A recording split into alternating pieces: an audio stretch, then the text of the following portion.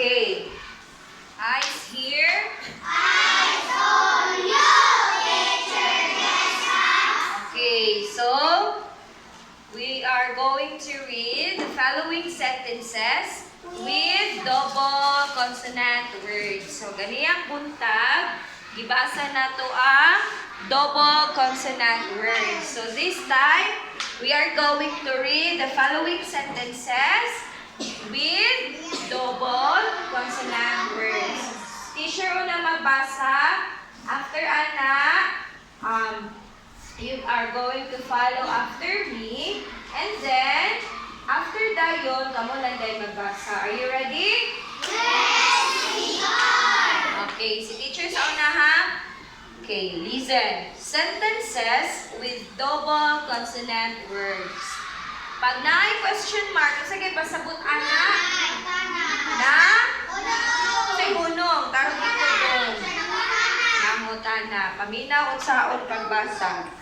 Will you give me the bill? Pag letter I gali na, gahi yun na siya. Bill? There is a cuff on him. I need to floss. He has a ball. Jam will yell at me. She went to the mall. Pass me the ball. It is a small cross. Okay, duwan ta. Ay, follow after me sa sentences with double consonant. Oy, follow after me. Sentences with double consonant words. Tarong lingkod. Go. Sentences with Teacher, una ha.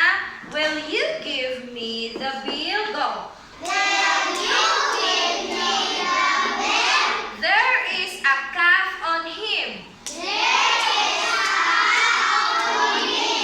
I need to floss. I need to floss. He has a ball. He has a ball. Jam will yell at me. She went to the mall. She went to the mall. Ano ta? Pass me the ball. Pass me the ball. It is a small cross. It is a small cross. Okay, so this time, kamo na ang magbasa. Go kay CRI.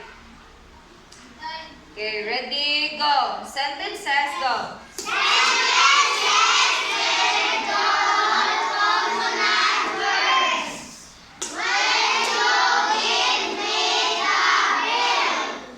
There is a cuff on him. I need to floss. Hoy, read. Floss. Floss. Floss. He has a ball. Jam will yell at me. She went to the mall. Pass me the ball. It is a small cross. Okay, so this time you are going to underline ang mga words nga na ay double consonant. O, sige.